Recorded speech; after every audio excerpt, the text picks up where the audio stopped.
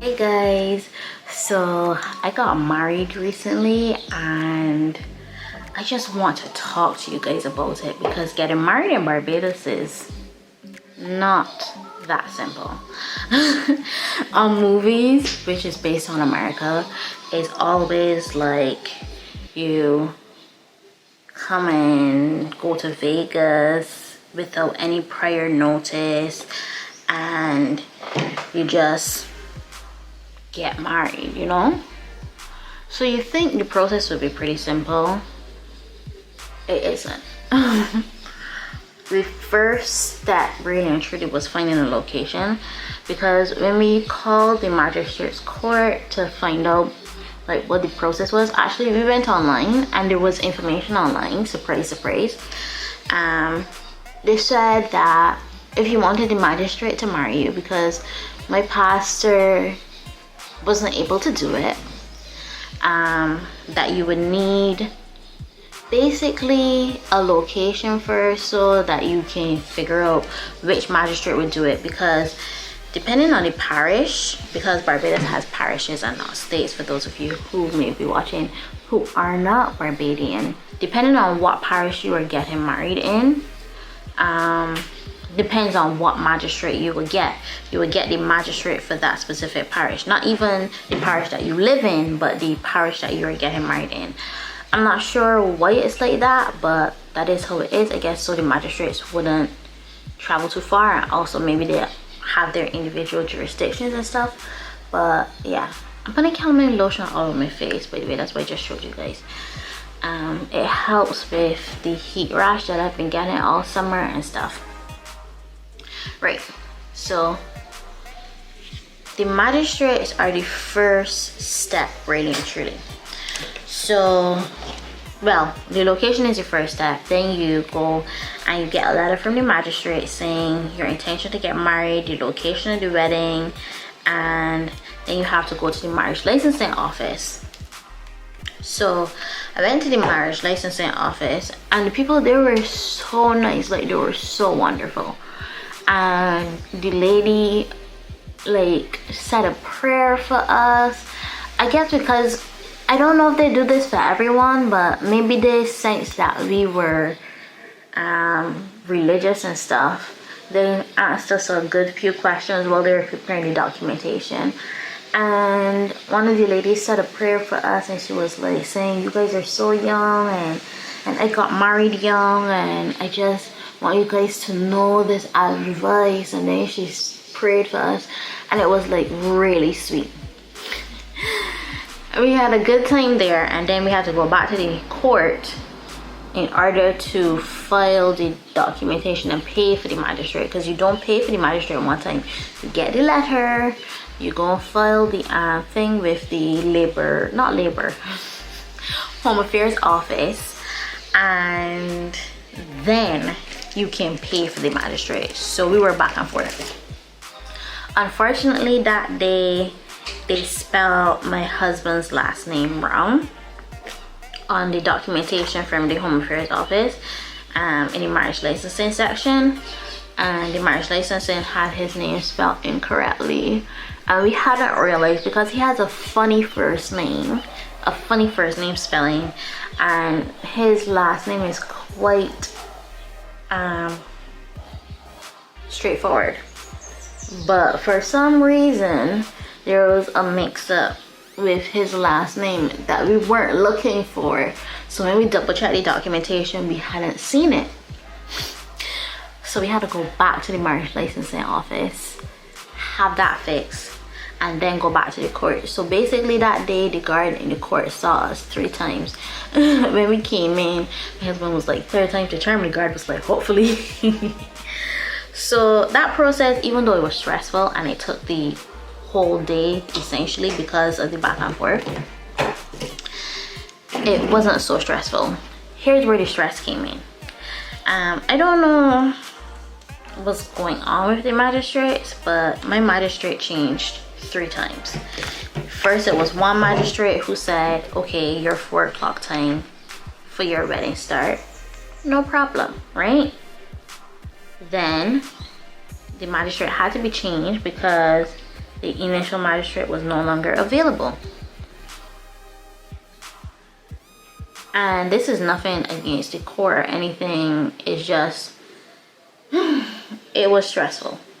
So the magistrate had to be changed because that magistrate was no longer available. And that stressed me out. Because at that point, it was like, oh, so the magistrate could be changed at a moment's notice. And when the magistrate changed, they also asked if we could change the time to an hour earlier, which was fine. I called the venue, which was Savvy on the Bay, and their team, honestly, wonderful. Savvy on the Bay said, no problem, you'll have the space for the whole day. And they're making jokes about why the time changed and everything. And it was fine, it was great. So I tried to call back and tell them, okay, well, 3 o'clock is fine. And I couldn't get through. Tell me why, at the end of the day, the clerk calls back and she's like, oh, 4 o'clock is fine. At this time, I had already informed the venue. I had already updated the guests. And she had already told us, well, the magistrate said 3 o'clock, so 4 o'clock isn't going to work anymore. Why does the magistrate come back to her later in the day and tell her 4 o'clock is fine? I was pissed.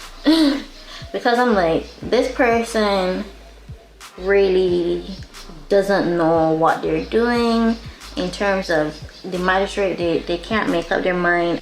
In a wedding, certain things have to go to time because there's the guests that have to come. There might be like a whole bunch of other stuff that has to happen, and the timing for the magistrate is pretty important. So they said change it to 3. I changed it to 3. Then they come back and said 4 is fine. And I was like, I already changed it to 3. It's too late.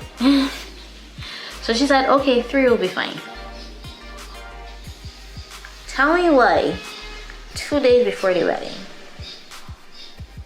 she calls back and she's like, Alana, I'm so sorry to do this to you. And honestly, that lady that we dealt with at the court, Miss Grace, she was amazing.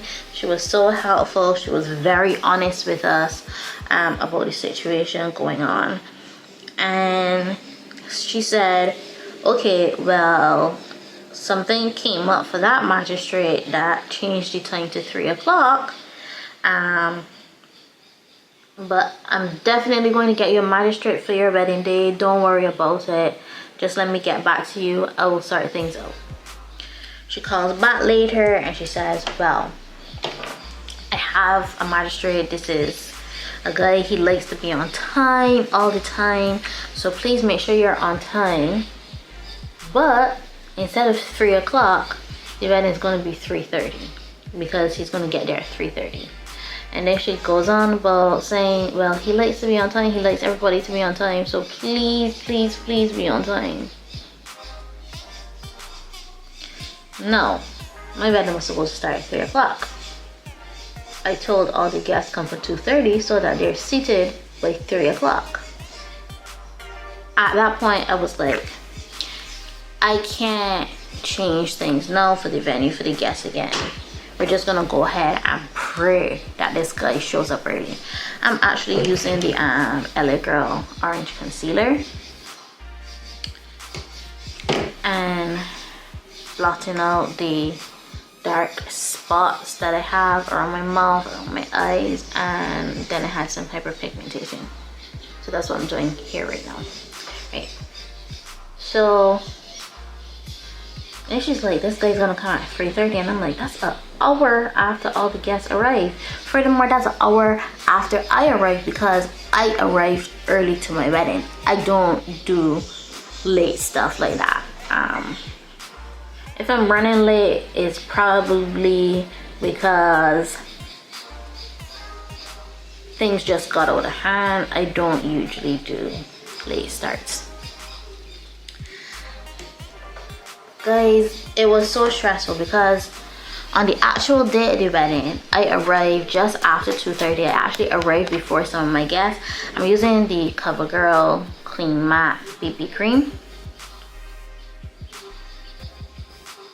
and I arrived before some of the guests even. I saw when some people arrived, and this guy just wasn't there on time. He came closer to 4, so my guests were waiting since 2:30, and he came close to 4. And I was just in the car sleeping in the AC, because like, what else could I do at that point, you know?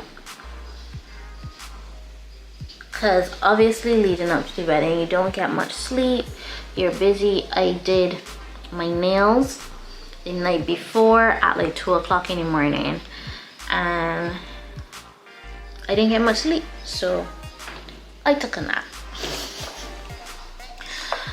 We had the live stream going, and people were in the live stream waiting. They actually thought that I was the one who was late, and not that the magistrate was the one that was late. Some of my guests also thought that I was the one that was late, not that we were waiting on the magistrate. It's only when my sister said, like, probably after an hour of waiting, that we were waiting on the magistrate, that people were like, oh yeah. So it was that sort of time where it was really stressful. I was praying the whole time that this guy would arrive, because I was like, but what if he doesn't show up? I haven't heard Miss Grace for the day, and if I haven't heard Miss Grace, usually it means nothing has changed, because she would call me every time something changed. Yeah, the guy came late, and then he took a couple minutes to allow the start of the wedding. Once the wedding started though, it was really beautiful. I had a great time. My friends really pulled through when it comes to decorations and like support. My friend, a makeup artist, Destiny, like, she did an amazing job. I sent her a video off of Instagram of the inspiration that I wanted, and when I tell you, this girl did it exact and even better. She did a good job. She did a good job. I wish I could have kept that makeup on. I looked so beautiful. But yeah, the process to find a location now, that was another doozy. People in Barbados, I just feel like, in terms of service, they don't act like they want your money. I called DV South Wings to get some information. I left a message and I left my phone number saying that my wedding was the 28th. Tell me why DV South Wings calls me on the 28th at the time of the wedding. Obviously, I didn't answer the phone. I exiled the call. Why are they calling me on the 28th if I tell you my wedding is the 28th? Just don't call me. That pissed me off. Like, literally, there was a restaurant that we saw. They had a like nice little private AC room, and it was going to be like a nice intimate wedding. So I said, have you guys ever had an event here in this room? They said, no, we never had an event in this room. This room is like unused space, whatever. We would love to work with you. And I'm like, yeah, okay, great. So I could probably have my wedding at this restaurant and then like eat there probably, and see if my guests wanted to eat there. I didn't have the funding to pay for food or anything, but if people wanted to stay and have like dinner, that would have been fine. So that was one of the options we were pursuing. So they were like, well, we want to work with your budget. So how much is your budget? We're like, essentially our budget is $300, but tell us what your price is and we'll see what we can do. Now this is a room they weren't using. let me emphasize, they were not using the room. They had never used the room for an event, and I'm sure I just gave them the ID. They came back with, furthermore, they came back with $1,000, which is fine. Like, value yourself, sis. But what happened is that we really needed to get the magistrate locked down. We really needed to get the marriage license locked down. And the lady came back to us late every single time we talked to her. She said, okay, I'll talk to you guys Friday. Instead of calling us Friday, we had to call her Monday to be like, what is the update? And then in terms of like other things, like that happened multiple times. Like we had to call her and be like, what is the update? Like what is going on? She's like, oh, I have to talk to the team and blah blah blah. Like, okay, we talked to you 2 days ago. You were supposed to get back to us end of day today. The end of day that day. Why did it take 2 days for you to get back to us? And why didn't you come back to us just to say, well, I don't have an update right now, but I'll have an update later? And then some hotels were like, oh, we don't just do ceremonies, you have to get food with us. And I'm like, why would I pay $1,800 to get food from you when I don't even want food?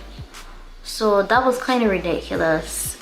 Some places were charging $1,000. They were not offering any chairs, any signing table, no decor, anything. Savvy had been the original place that we had wanted to wedding from the first time we had went Savvy. I said, this place is amazing. I wonder if they do weddings. I want to do my wedding at Savvy. My husband was in agreement, like, this place is awesome. Like, I would love to have the wedding here. So we actually had spoken to them before. They were as developed as they are now, and asked them, okay, so we would like a wedding here, like what is the pricing and everything. And they said, okay, well, on the weekends it will be $2,000 for the wedding size that you wanted, with like 70 guests and stuff. We ended up having a much smaller wedding this time though, because we were planning for something bigger and something next year. So they were like, okay, about $2,000 for that event that you want. And we were like, okay, that's not too bad.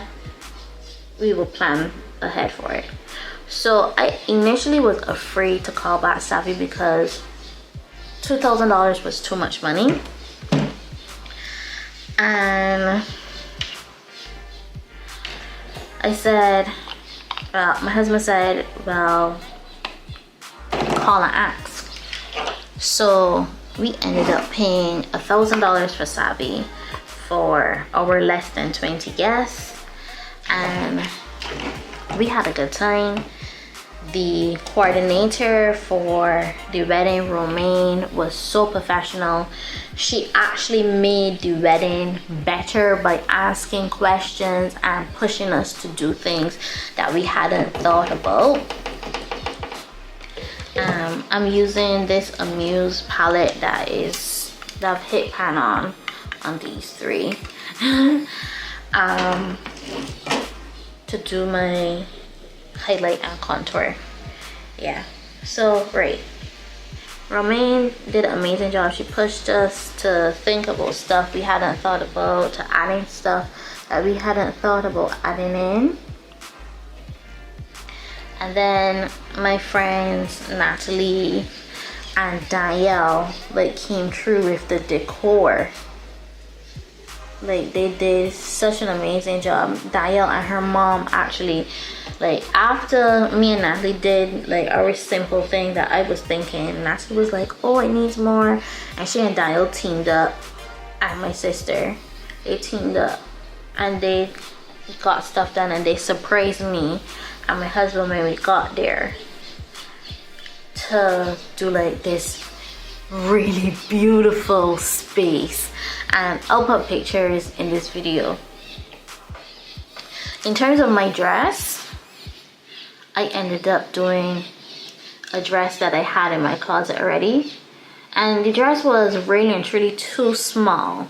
So I went to Abed's and I found this fabric that was almost a perfect match for my dress, and I got some tulle and I made a headpiece. Well, the headpiece, the gold headpiece that I had on, I didn't make. I got that from my friend Joy. She is made photography. Yeah, but she also did like clothing and accessories and stuff as part of her bachelor's at BCC, I believe, because the photography that she was doing was focusing on accessory design. So she started making accessories for her photography. So I had gotten it from her years ago for my 21st birthday, I believe, and it just matched perfectly with the vibe of the wedding. It matched perfectly with my dress. I just had to use it because it was sitting there. Can you even see the contour? Yes, you can see the contour. It was sitting there in my closet for however long, since I was 21. I am 26, about to be 27 right now, and I hadn't used it since I was 21. So there was that. I had a headband that was in my stock for my Alpha by Anna Rose hair accessory brand, and I just took up one of the black headbands out of my stock and I put the remainder of the tulle from the dress on it to make a veil. And yeah, that's basically the story. Once the guy got there, the officiant, the magistrate, once he got there, things went pretty smoothly. The only thing that I would complain about is he answered his phone in the middle of the wedding, which I thought was quite rude. Maybe it was an emergency. Either way, that was wild to me, because I'm there waiting for him to say something, and my husband's pretty tall compared to me, and we're standing there and we realize there's a pause in the ceremony. I look back and the magistrate is on his phone.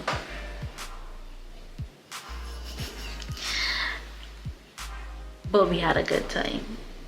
All my guests were saying that was so wild, like not even excuse me, let me step out for a second, this is an emergency or anything, like I'm expecting this call. Nothing. My guy just answered his phone. It really was a beautiful ceremony though. He said he's also a priest and stuff, so that was cool. He did a lot of prayers, he did a lot of Bible reading and stuff, which was great because we did initially want some sort of religious element to the ceremony. I had invited my pastor to do a couple prayers and stuff and blessings on the marriage, and you know what, it went way better than I could have imagined. All this to say, guys, I'm a wife now. Crazy, right? It is just so strange, but in a good way, to be here. Relationships are not easy, and we certainly have had our ups and downs, but we stuck it out. And because we stuck it out and we were able to have the hard conversations, we were able to talk over some stuff, we were able to learn each other better and even unlearn some of the stuff that we needed to unlearn. we were able to get to the point where we believe we're ready for marriage, we're ready for the next step. We had actually been engaged for, I would say, over a year, and the initial plan was to get married with about 70 guests at Savvy, and then we realized, okay, who do we really need at the wedding? Our parents, our siblings, or well, our one sibling each that is close to us, and a couple close friends. So that's what we ended up doing, because I guess it was a bit of impatience and a little bit of my sister being in the island, so this being the perfect time to do it. Some of my favorite people weren't able to come, which would have been my cousin Alana and my best friend Ashita. So we set up a link, and all of those 70 guests that were supposed to initially come ended up getting the link besides people that were actually there. And it was beautiful. I can't wait to see the pictures from the official photographer, but I have over 200 pictures in my phone right now just for my friends and family, and the pictures are amazing. So I almost can't imagine the pictures from the photographer being better. I know they will be. I can't wait to see them. But that's the story. It was not planned, to be honest. It truly was about 2 months before the wedding is when we actually decided we were just going to get married and go ahead, do it. I wouldn't have had it any other way. So it was definitely a last minute decision.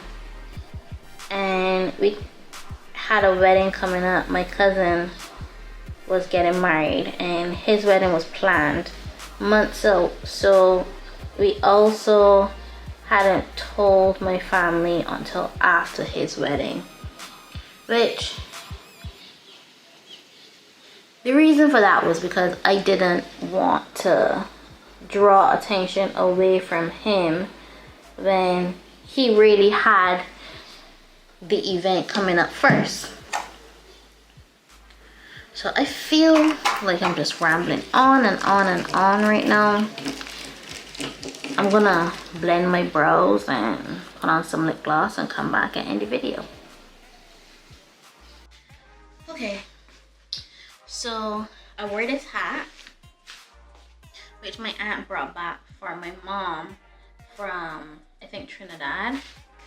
These earrings are from a company called Clayed Up. These are my wedding nails. Really blingy.